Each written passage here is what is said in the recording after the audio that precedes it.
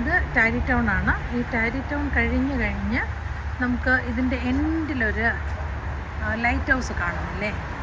ഒരു ചെറിയ ഒരു എന്താ പറയുക, ഒരു തൂണ് പോലെ ലൈറ്റ് ഹൗസാണ്.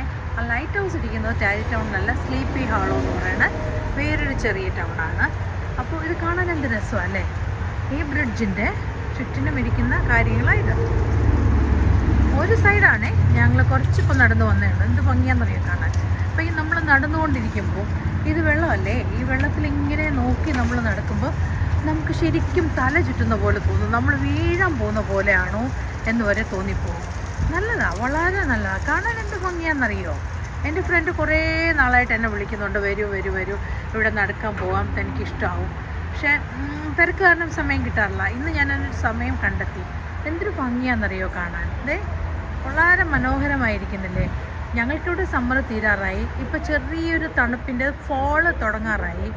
അപ്പോൾ ഇനിയും ഈ പ്രാവശ്യം ഞാൻ നടന്നില്ലെങ്കിൽ ഈ വർഷം എനിക്കിവിടെ വരാൻ നടക്കാൻ പറ്റില്ല എന്ന് തോന്നി. ഞാൻ താമസിക്കുന്നതിനും 20 മിനിറ്റ്സ് അകലേ ഉള്ളൂ.